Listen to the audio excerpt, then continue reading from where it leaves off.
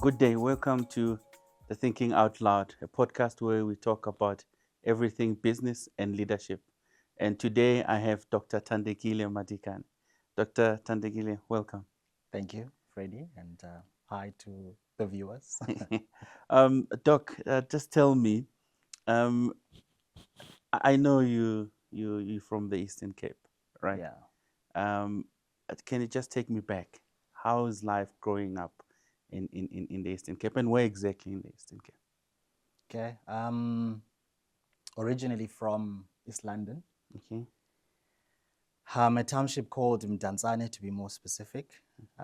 We call it the boxing mecca in South Africa. Tried Okay. a bit of boxing myself. Oh, Wasn't the is it? greatest, but I did Yeah. my best. Um, Grew up there since I was young, until I think I left in matric. But between that time, raised by a very strong mother. In fact, she had me, I think, when she was quite young. So I also was raised by a couple of grandmothers as well Yeah. as, aunts. Right. Yeah. So they probably would have been the ones who would have taught me, I think, values in terms of hard work. Yeah. You know, always knowing that you kind of loved in whatever the case is. Yeah. My dad is also from that side. Wasn't married with my mom, but I think the good thing with him is, in a very annoying way, he's Yeah. the guy who would take you around to a Chisanyama and say, "That's my son, that one who's doing such and such at such Yes. a Yes. place." Yeah. So I think the good thing about that is it kind of gave me the, yes, your dad is not there fully, but ultimately you don't feel like you're not wanted. So Yes. I think that's Yeah. kind of formed who I am to this present day. Yeah. And yeah, look, that's where I grew up. Um, uh, Typical township, I think, being raised in the Yeah. sense that I think many of us can share that you'd probably have only two shirts to Yeah. wear to school. Yeah. On the Yeah. Wednesday, you have to wash the pair of another Children. shirt or Yeah. the socks, Yeah. you know what I mean? But I think that kind of teaches you resilience. There's a bit of time as well where one kind of moved from a township school to a more multiracial school. Great in terms of the learnings and obviously the parents sacrificing. Yeah. But you get to really understand very quickly, the difference between the haves and the have-nots. Yeah. You might not have the latest labels, as many of us might know.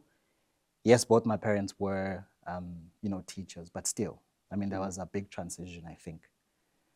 And yeah, I think good thing about that experience is it kind of teaches you resilience. It also Yeah. teaches you that, education ultimately Yeah. is the ultimate equalizer. But I'm sure we'll obviously touch on that at some point. Yeah. Yeah. But lastly, I wear a couple of hats. One, I'm an academic, so I teach at a couple of business schools in Yeah. strategy, strategic marketing, as well as advanced digital marketing. Yeah. I wear the hat around sustainability in terms of the work that I do, having led Global Sustainability Network, Yes. the sub-Saharan chapter of that. And then I think one last thing is in my current role, I lead Bpowered, which we will talk about, I'm sure, shortly. Yeah. Yeah. Yeah. I just want to take you back a little bit for me, right? What are some of the big lessons that you can share with me that helped to shape you as a leader today, specifically growing in that environment in the township, right? What are some, when you look back right now, obviously back then it wasn't, you didn't think this is a lesson, Yeah. but now when you look back, you're thinking, sure, this helped me to get where I am today. Yeah, look, I think a couple of things. My mom, again, like I said, very Yeah. strong-willed woman. Bit strong for me as well, to be Yeah, is honest. it? I'm still old, but she'll call and say, "Hey, Yeah. wash those dishes," and I'll do what I need to do Yeah. when it comes to my wife. But I mean, she also had, she was the type who would say, "You need to be home before the sun sets." Yeah. Right? If Yeah. you're not, you know Yeah. you were getting it, right? Yeah. But in that, it kind of shaped me in the sense where I didn't really get into a lot of, mischief. A Yeah. couple of friends of mine would have got into things like drugs, early Yeah. age drinking, in terms of, and if you look at the futures, maybe they're not as bright as many of us.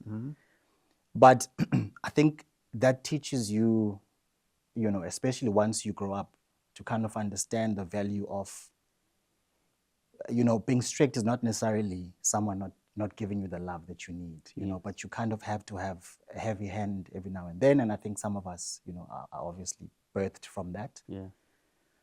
The second one is, like I said, I mean, you move from a space where it's a township school, you move to a more of a multiracial school. You have to find coping mechanisms, right? And like I said, you know, one thing I learned was with education, you know, a book, if you apply yourself, it will give you the results that you're looking for, right? You can't control that your parents don't necessarily have the means, right? You don't control that the environment you're in doesn't give you what you're meant to get. But education, like I said, is a great equalizer for me. But also, what's also shaped me again, because I'm raised by, you know, my mothers, my grandmothers. One strong thing they taught me was respect. Yeah. To this very day, I mean, I walked into this building, I walk into my workspace, I still say hi to, you know, the mother who's cleaning, or siso cleanayo. If umdomdala, I still say mama, you know. So you learn that regardless of someone's position or role, the importance of humanity and really respecting people for who you are. And I've kind of carried that, and it's done very well for me as well. Yeah. You know, I always mention this, and for me, it kind of, it's every time I speak to a leader, it's something that stands out, and it's becoming I think we probably, you're a doctor, you must maybe think about writing a paper about it. But every prominent leader that I've spoken to, they all have one thing in common. The mother played a big role. Um, do you think maybe we're not giving that generation of women, I'm not sure if we can call them the early boomers or baby boomers and all of that, that really had a way to raise this, like I would say, great leaders, especially the ones that comes from the township. Yeah. What do you think about that? Yeah, look, I mean, I don't think we've given, I think, women in general the credits that they need, I mean, or that they deserve. Yeah. And I think that still happens even now, right? Yeah. I mean, if you listen to a guy who I admire quite a bit, Umzamo Masito, for instance, doctor, I think he is at this point.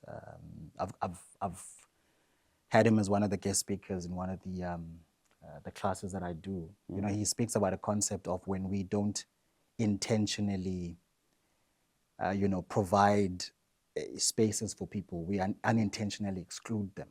You know, I'm not quoting him verbatim, but I don't think we've been, you know, intentional enough when it comes to that, right? Because if you think about it, I'm not a historian, but if you look at our history in South Africa, men would have gone to work in the mines. I think that's common knowledge.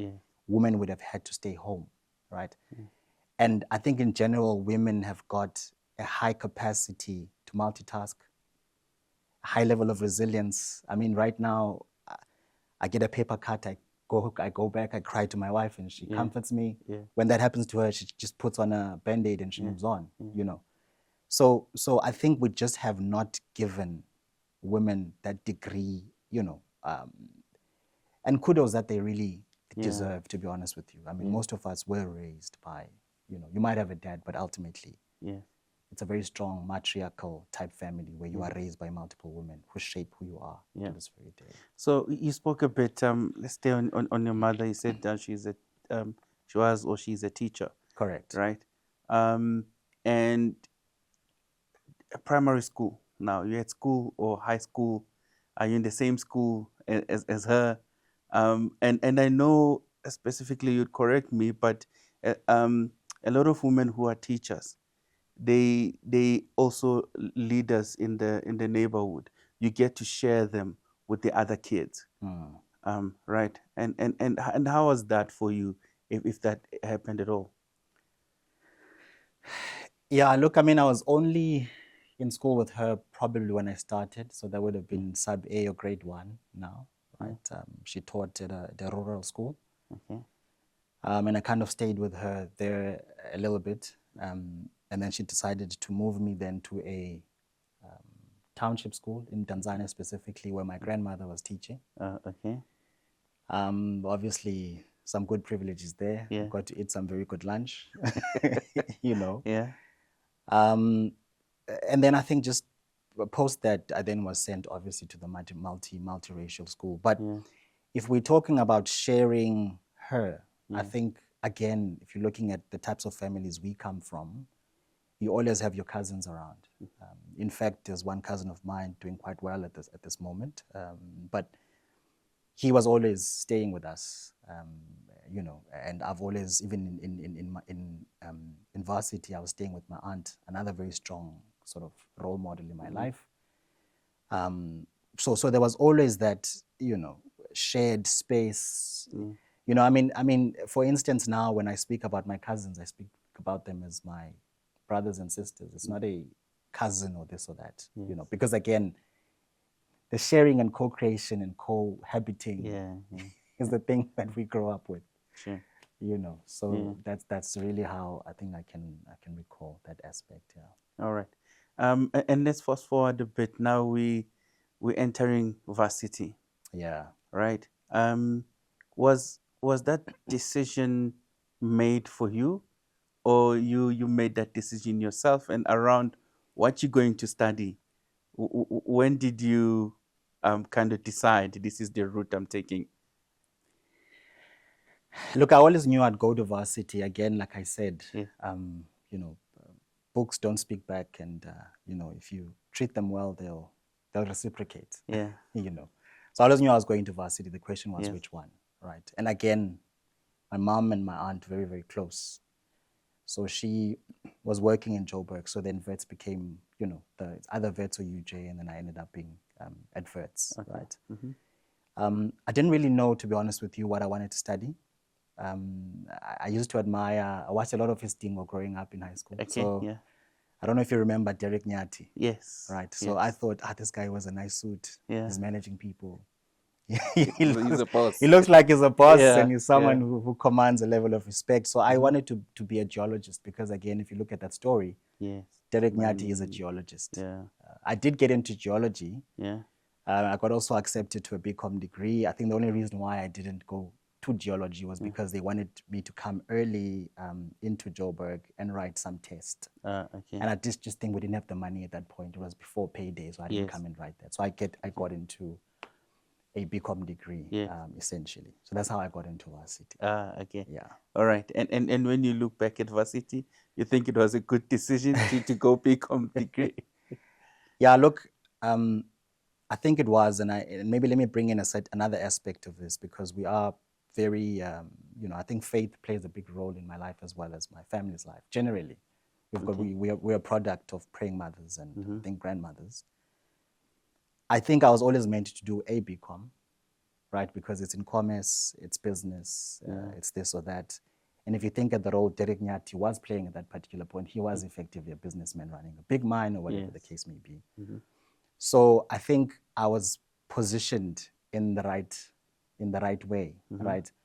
And also, if you look at just my story from then, you know, the BCom, then doing, you know, the honors level, doing the masters, and then the doctorate that I have at the moment, there's been a lot of instances where I've just kind of been pushed in that direction, in a way.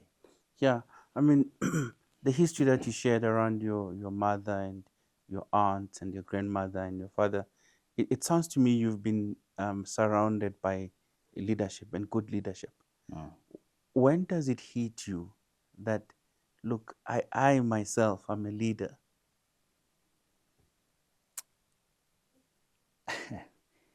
To be honest with you, I've never considered myself a leader, nor do I consider myself a leader even now, right?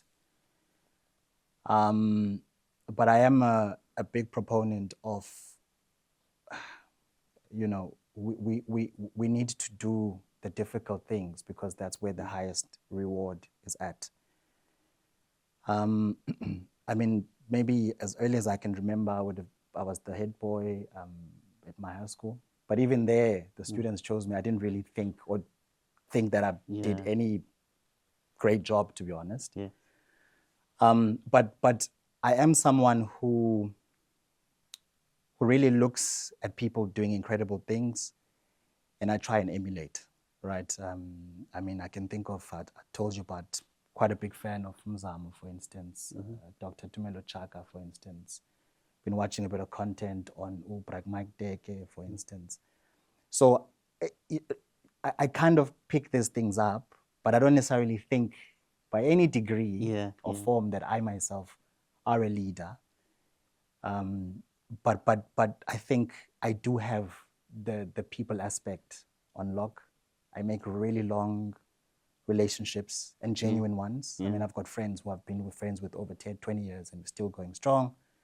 And even in business, I think it's about how you make people feel. That's the lasting effect, right? And people will tend to follow once you get them into that space, to be honest with you. Yeah, profound, very profound. Now you're at varsity. Yeah. And obviously it's a new space for you. Yeah. The culture is different. Do you have any problems fitting into this new culture now and all of this kind of supporting structure, hard-headed mother, that kind of wisdom that I'm watching you is no longer there? Yeah. How does it look like for you at varsity? Look, I mean, East London was very enclosed, right? It's a small town as well. My mom is still watching. Obviously, you get to varsity, it's freedom. Yeah. You tend to do one or two naughty things, right? But thank God, I think they didn't lead to big calamities, right? But different space. You walk into a space where, again, it's very evident between the haves and the have-nots, right? It's about the students who are driving and those who are not. It's about the students who are at that point, maybe, guest clothing would have been, I think, more popular. You know, it's about who's wearing what label. It's also about which school you come from. It was the first time coming here where I got to realize the strong boys' school culture. Are you from St. John's? Are you from St. Stephen's? Excuse me. I didn't quite get it, to be honest. We don't really have a lot of that in East London, right? But you could quickly pick it up. Now, you coming to a space like that where you know, for instance, the money that you get given end of the month lasts you only 3 or 4 days, right? Because our parents can only afford what they can afford. So then again, because of, I think, the upbringing of you must just make a plan, you start to find ways of how do you generate your own income, right? So for instance, when I was in matric, during the school holidays, and I think June and December, I was working as a petrol attendant. Because I just didn't want to be in the space where I'm doing nothing with myself, right? Getting paid $450 an hour, working 12 hours, 10 days, you know. But it allowed me at least to kind of, you buy that T-shirt, you do that. It's really just about not standing out, but realizing that where your parents are and what you need to do for yourself. In varsity, again, I think a similar thing. I'm working at a retail shop in Eastgate at that time. It just allows you, again, to be able to get the things that you need for yourself. Working as a bouncer at some point, where I'd go work at a club until maybe 3, 4 a.m., go back to res, sleep for 3 hours, go and work at the retail store. And this was kind of ongoing, right? Or skip some classes because you need to hand out flyers. But I think it's the doing what you need to do to get things done, right? And making things work. It's just really been the central tenet. True that. When I look at my own journey, I mean, I used to take 2 trains I studied at TUT, and we lived in Tembisa. So in the morning, I would take 2 trains to get to school. And you're right, you do get the sense whereby that you don't fit in because everybody else is driving. Those that are not driving are probably at res. So they don't, I have to leave home around 6 a.m. and get to school around 8. And sometimes you get late because of the trains are delayed. So those experiences, they do teach you a lot, especially at varsity level.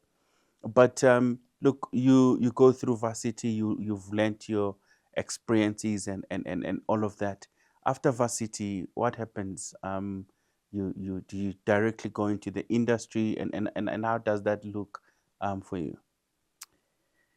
Yeah, so look, I do varsity, and I'll try and shorten this, fail almost every subject, I think first semester, my first year.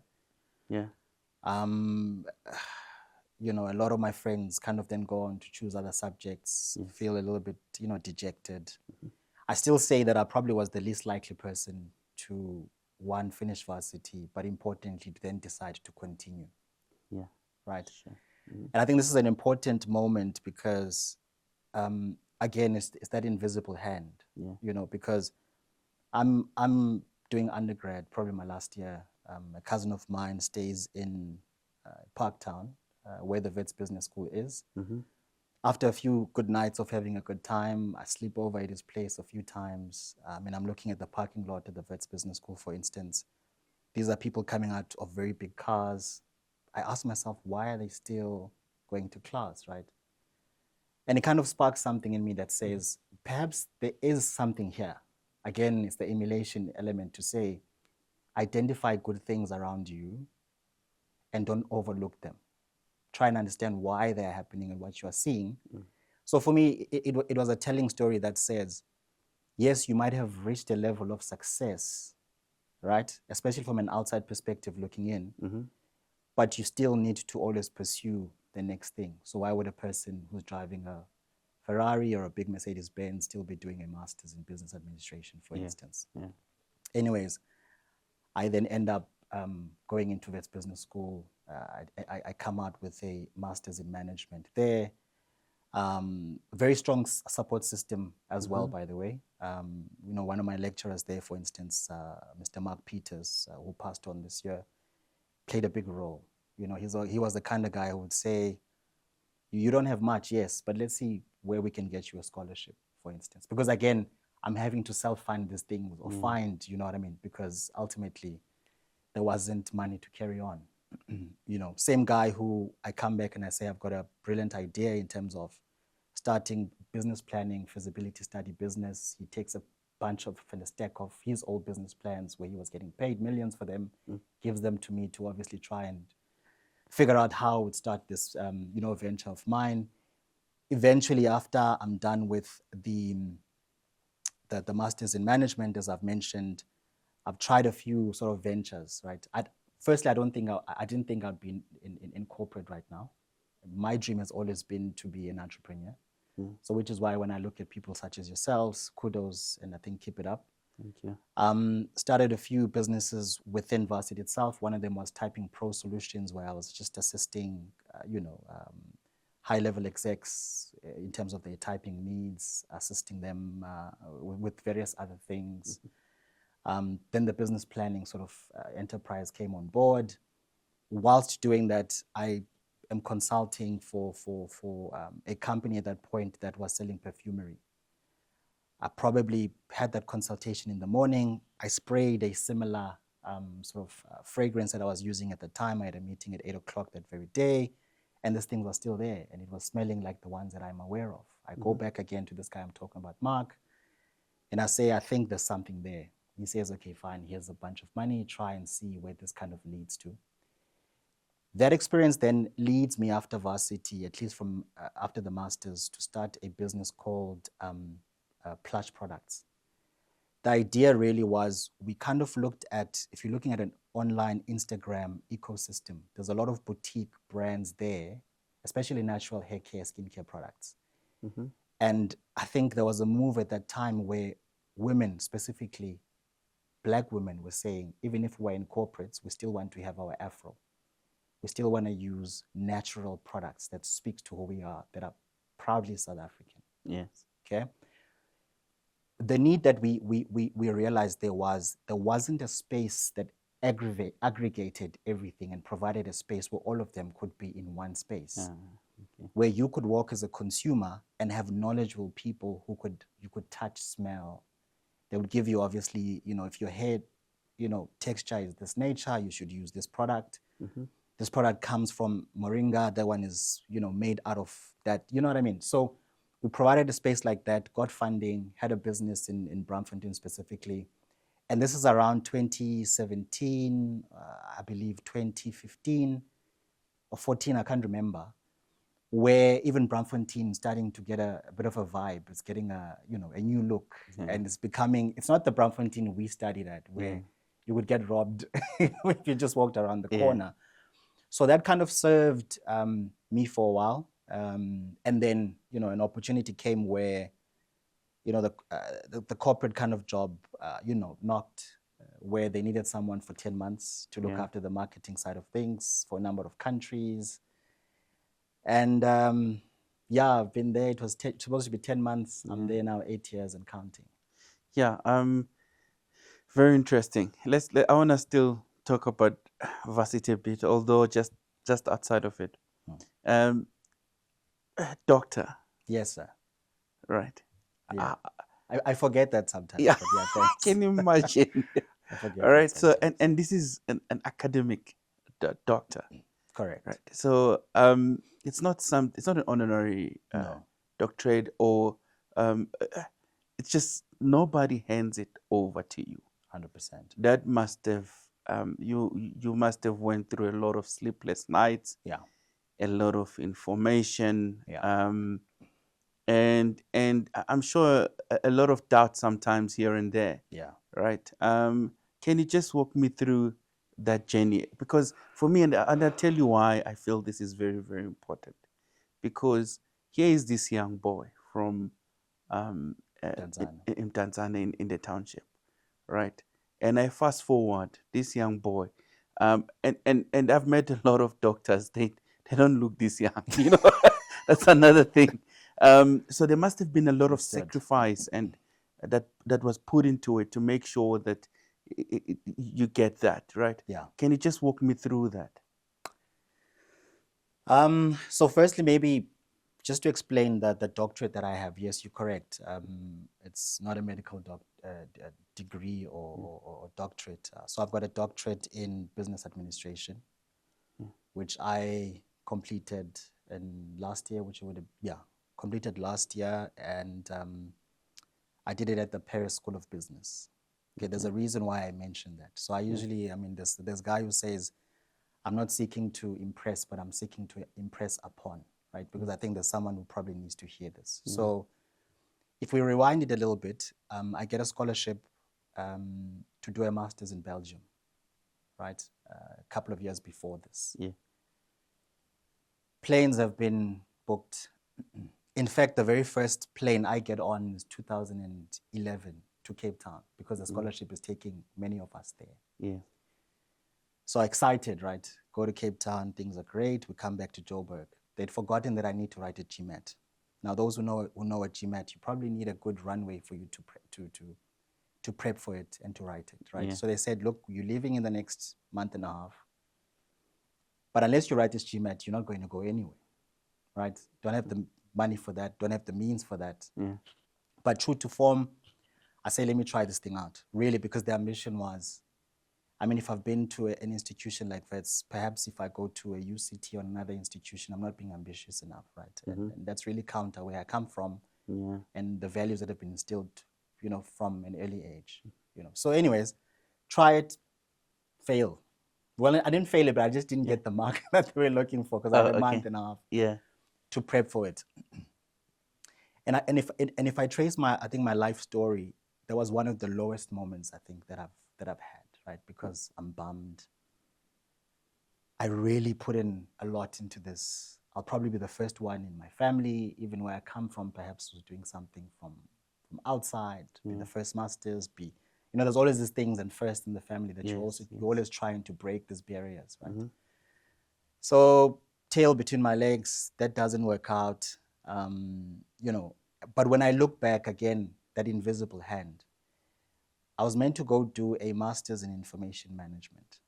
I learned a year later, when I got given a 4-month stint to go and do something in the Netherlands from another scholarship, that it's very technical. It would have been very data, heavy, very maths heavy. Now, I must be honest, not really my forte. Okay. So if I'm honest with you, I think I would have probably failed dismally. I would have come back anyways, but I didn't know this. Okay. So I then enter the corporate space, right?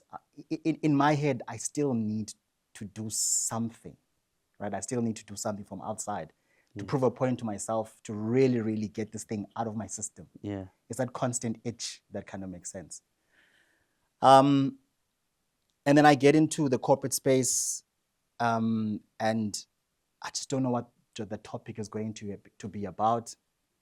The 1 year I'm running a project where we were trying to launch the very first carbon neutral motor dealerships in Africa. Then COVID hits and that thing doesn't really happen.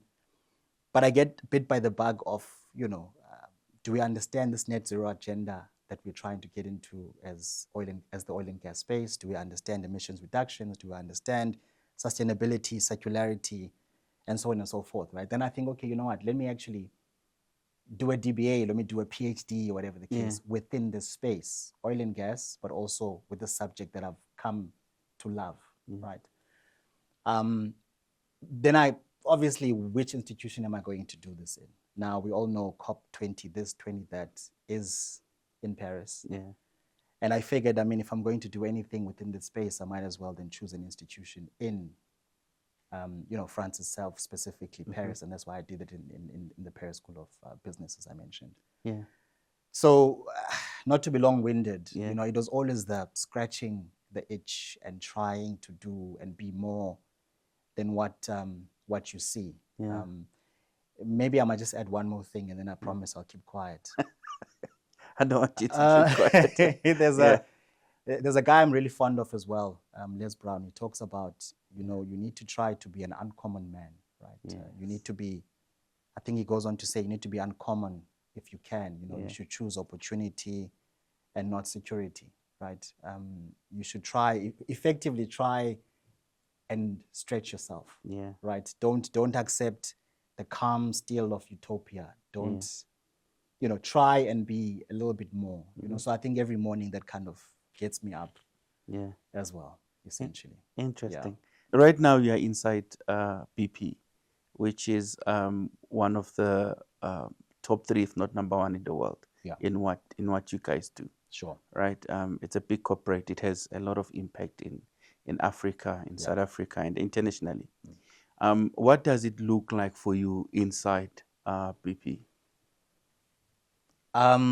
You mean in terms of how I found the experience? Yeah, how do you find the experience, the working environment, the leadership?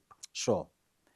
Now, I can easily, I think, respond to that. So when I got into BP itself, I got into an organization called Castrol. So Castrol is the lubricants arm of BP, owned by, so it's almost like it's one company, but there's 2 different aspects to it. There's the fuel side, then there's the lubricant side. Okay. So let me speak within the umbrella of BP because my payslip says BP. That's what it said. Yeah. So, so incredible organization.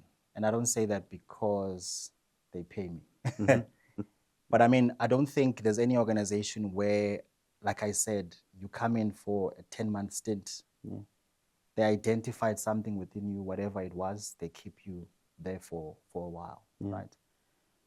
It's the only company, I think, which would have given someone like me, who looks like me, the opportunities that I've been given. So for instance, I've looked after marketing from right out of South Africa to as high as, the West African countries. I looked after East Africa at some point. They offered me an opportunity, for instance, to be a distributor country manager, effectively looking after 5 countries within, SADC itself, including Angola, Malawi, Zimbabwe, Mozambique, where one has been able to walk the streets, Maputo, Dar es Salaam, Blantyre, be in a privileged position enough also to learn the language, bit of Swahili, I can try, Portuguese, I fala when I can, Chichewa as well, but essentially, I think one has grown out of that experience because my worldview now is not just township. I'm now back in the job that I'm doing into the township space, but I do think that I've got a broader understanding, thinking, and appreciation of culture. I think is, for instance, Utatu Nelson Mandela would have said, if you talk to someone in a language they understand, you speak to their head. But if you talk to them in their language, you kind of target their heartstrings. They really relate to you quite a bit. And I think I've kind of then, through that work and the experience, kind of taken that through to what I'm currently doing. But I don't think, like you said, doctors don't look like me. They're not as, I'm not young, but I mean, they know, Yeah. you know what I mean? Yeah. But also then BP has looked past that, Yes. you know, and they've said, let's bet on this person. Let's see how far they can go. And every given role that I've had, effectively, it's the company betting on myself and many others. All right. I'm sure they bet on you with Bpowered. They did. Yes. They Tell me did. more about Bpowered. Please. I'm gladly. Yeah. Gladly. So, Yeah. Bpowered is a very interesting, I won't call it projects because we've gone through that stage now, right? So, a bit of background. You know, Bpowered is originally a concept that comes from BP Ventures in the UK. So essentially, BP Ventures would have been, it's in the name, right? It would have been an incubation hub of different ideas where these ideas now have come to fruition in terms of what you're seeing right in front of you. Yeah. It also speaks again to BP as an entity, you know, and the belief in people, because if you look at it from a diversity perspective, right, the guys in the UK who came up with this, Jonathan Lule, for instance, has got, you know, Ugandan ancestry, a lady by the name of Pfizer, I think she's got Ethiopian ancestry. So essentially, when they put this together, diversity again, they kind of looked at it and said, look, in Africa, you've got over, I don't know, 600 million people without access to electricity. Yeah. Right? Now, if you think about it, 600 million might sound like a lot, but when we put it into perspective, it tells you quite a bit. That would be probably, South Africa, we've got 60 million people. Yes. That's 10 South Africas. It's a lot, right? It is. I mean, right now, when I think 60 million, I think there's too many of us. Yeah. Right? Yeah. If you look at the FNB Stadium, what's the capacity? 94,000. Yeah. Let's round it off to maybe 100,000. 100,000, There's yeah, probably yeah. 6,000 of those. So you've got a huge amount of people who are not getting access to energy. Sure. The question becomes then, how do you bridge that, right? One way of doing it is when you start talking about off-grid power or energy systems, which is where we fall in. These would be, for instance, things like solar housing solutions where, you know, you can take almost like a battery inverter with a solar, you plug it onto a household, you take it out again when you don't need it.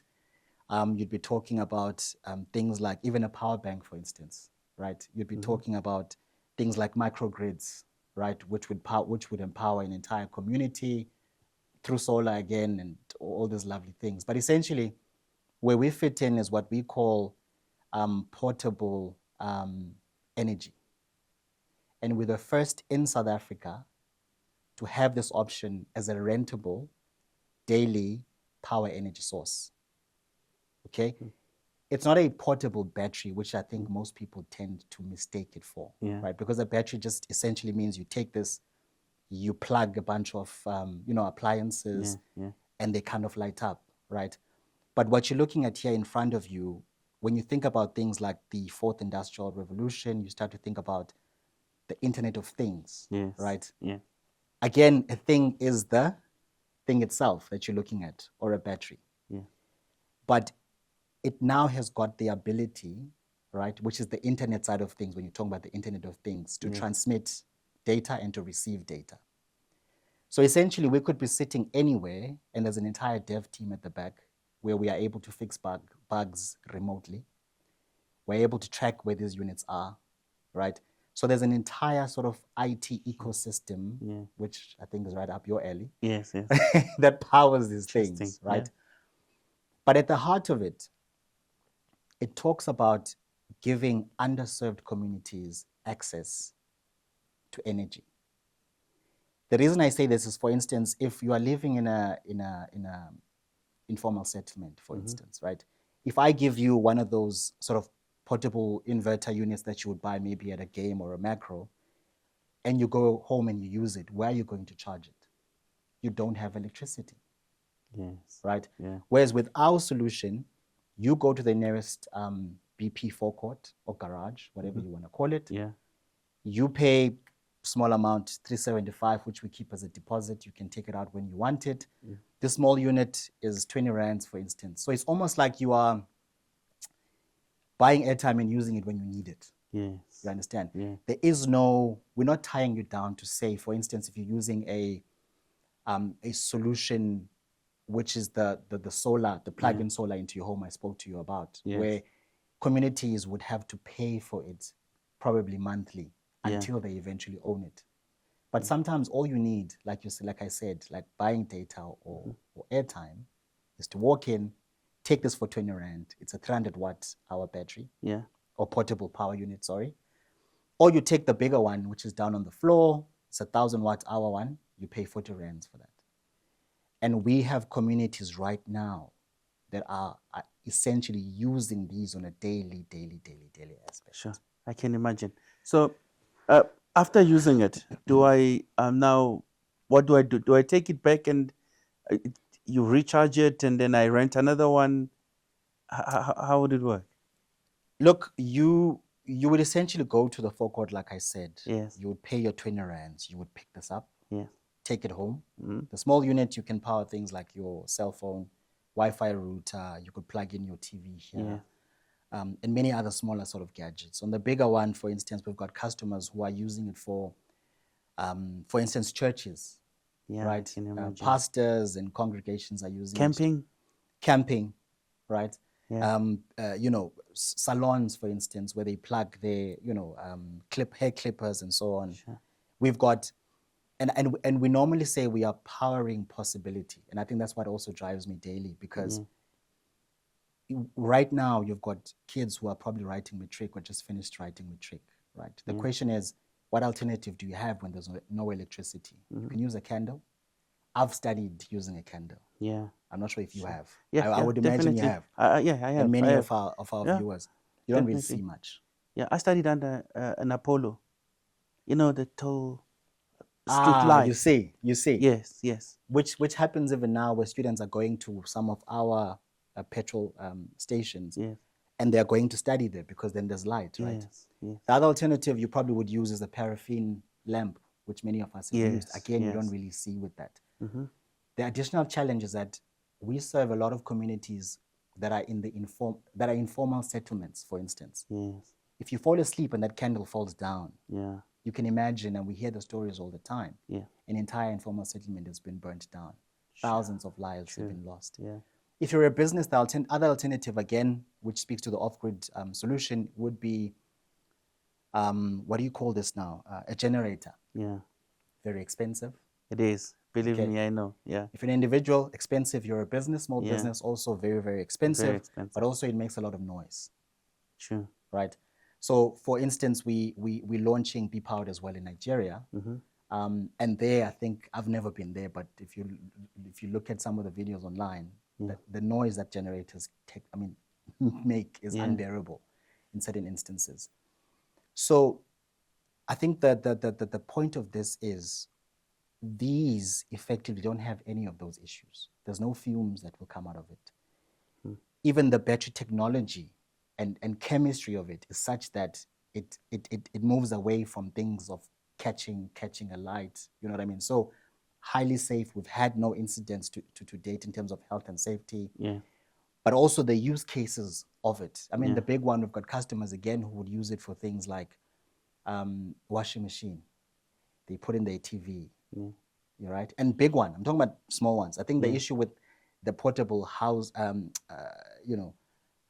solar sort of solutions is you are limited in how big the television should be that you watch and that you plug in. They use it for things like, there's so many things in the household. Other than, as long as it doesn't have an element, such as an oven, a stove, or a kettle, practically most things go, to be honest. Interesting. Yeah, very practical as well. Yeah, I'm not surprised that this is an award-winning solution now. Yes, sir. Tell me more about that. Yes, sir. So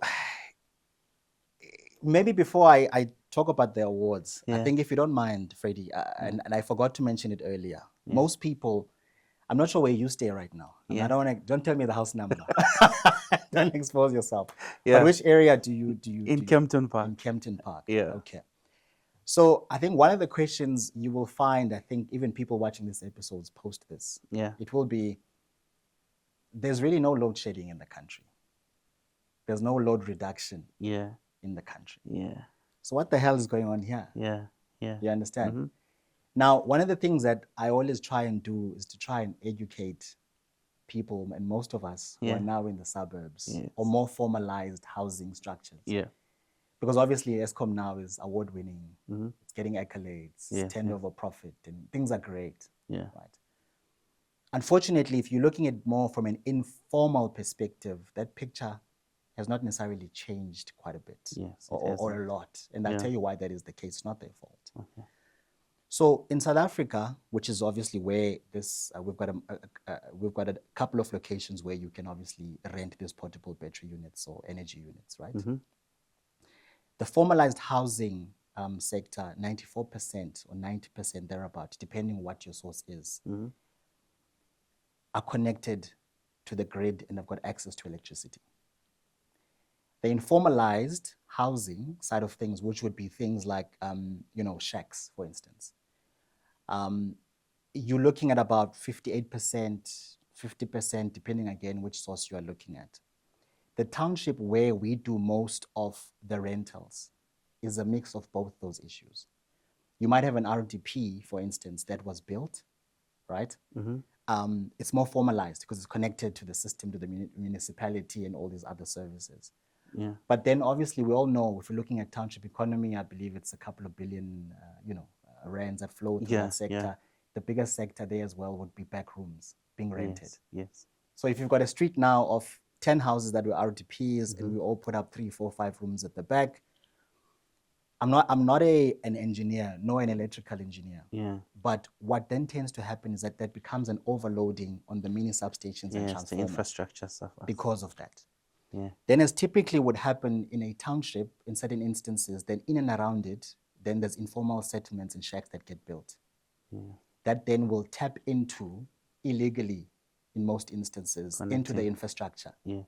So based on the load, there's an overload. So what happens to the mini substations and transformers? They either will trip or they will blow up. Okay? Now here's an issue and then I'll be done, I promise.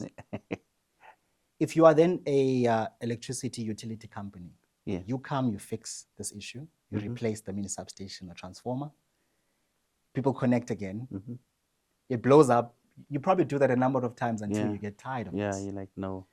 So now the communities have been asked to say, if a replacement of this is X amount, right?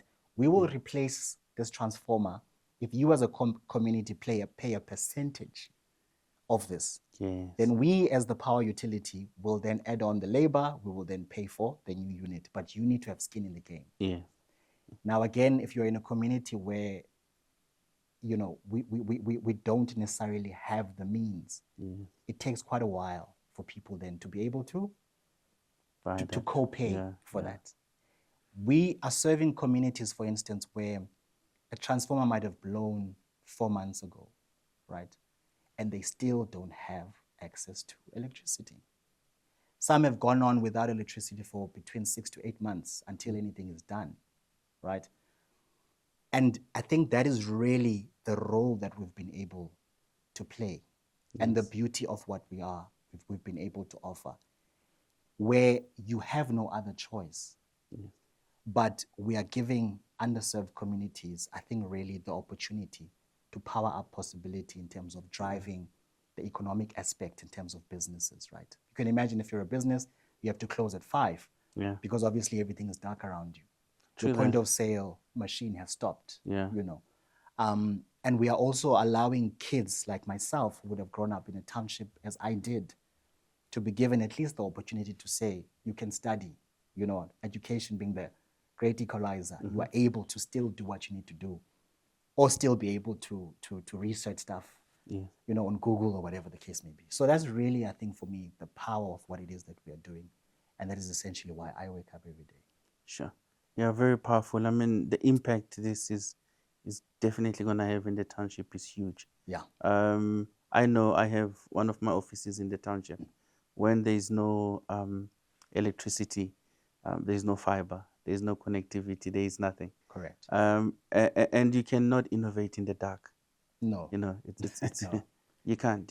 No. So no. This is really a great solution. So take me through your award. Oh yeah, sorry. Like I said, I mean, I get paid to talk sometimes, so I tend to go down my tangent, to go down a tangent. I think one of my former bosses says I normally go to Zim and Mozambique until I come back to South Africa. So that's just a running joke that we sometimes had in the office. But so we have, as a business, we have been, I'd say, probably in existence for close to about 2+ years now, but not for too long. Yeah. And we were nominated and finalists in the, it's called the South African National Energy Association Annual Energy Awards, one of the biggest, I think, energy space associations in the energy space. I think one of the longest running. They've got, I think, quite a great, standing within the energy space itself. I believe that, the likes of Eskom, the likes of Sasol, and so on and so forth, are part and parcel of that association. But the point is that it's a big deal.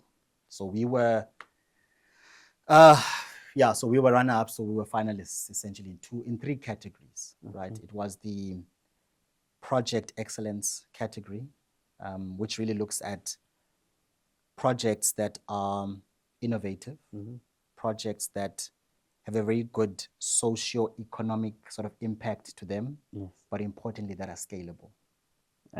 Right. Yes. So that's one of the awards that we were nominated for out of the 3. Yeah. Okay. Happy to say that by the grace we got it. Okay, that's the one award that we won. Yes.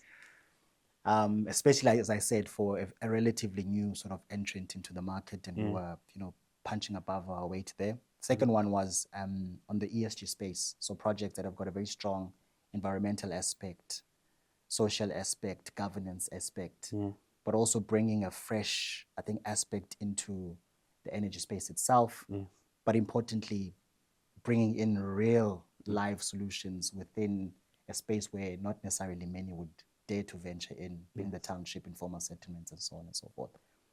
We won the ESG award as well. I'm happy to say. Yeah, congratulations. So it was a good day for BP on that specific day. I think our CEO as well won Energy Leader of the Year, Ms. Diallo Machapilo. And I think it's only one way we didn't really get it, but we'll get it next year, not a problem. We're coming in strong next year. But you know what, look, I think the good thing really about for us to even get here. So I mean, I can't take all of the claim or the acclaim, right? I mean, I recently joined the project itself, I think around September, August, somewhere there. There's really been a very strong support from the BP South Africa leadership team. For instance, our GM, Nogwanda, has also been someone who's, really, really given us the space, including Ms. Diallo, as I mentioned. There's been, people who are part of the broader leadership team as well, the likes of Pride. I mean, they know themselves, Vongani, and so on and so forth. I can't mention all the names. But I think for me, I kind of came at a time where the project was just ready for someone to drive it on the ground and as fully as one could. Especially from a, heading it up in terms of marketing, operations, and the sales side of things. So that's why I'm here, but extremely proud to say we have gotten here, and I'm part of this incredible journey.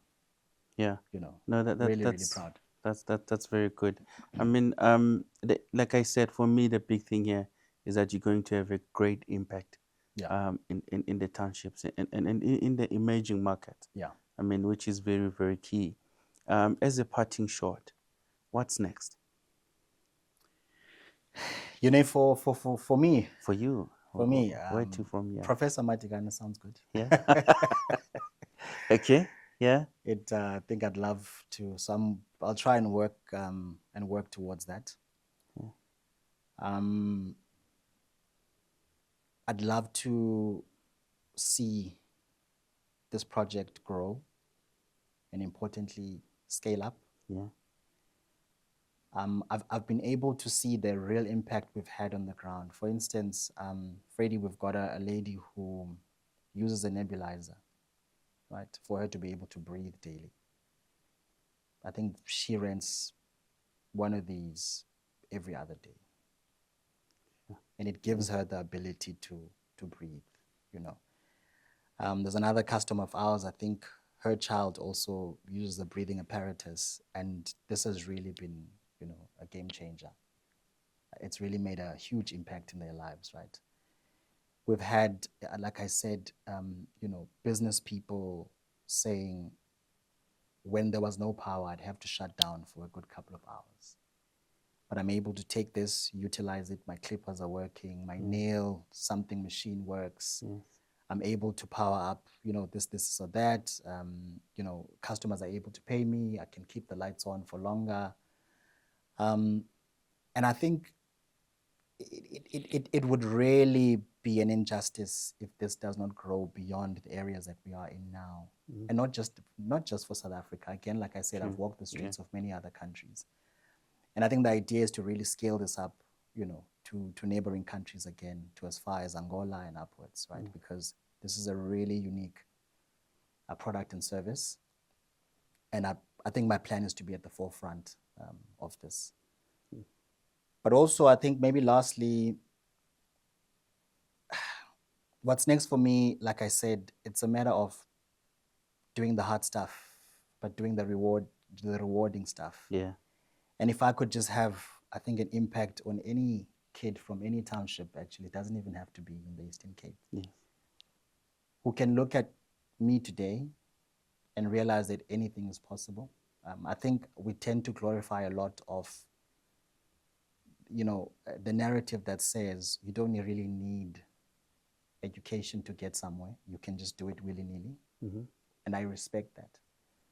But I also think there is a space for us who have gone that path to reclaim that space, because it's not easy, right? But in it not being easy, the rewards have really been immense. And we've been privileged enough, and by His grace, to even be sitting here.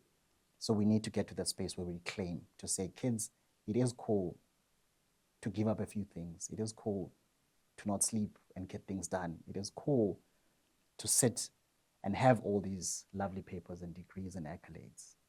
But it's not necessarily about them. It's about the impact that we have and our why. Again, that's why I gave up whatever I gave up in terms of my last role. And then I took up this role, because it is about the why and the impact that one is making daily. And that is why I am doing what I'm doing here. Well, Dr. Thandekile, thank you very much for thinking out loud with us. I really appreciate it. Well, this is Thinking Out Loud, and this is why we do this, because we are trying to create an impact. So don't forget to like, share, and comment. Let's continue the conversation on how we can create a greater impact. Thank you very much. Cheers.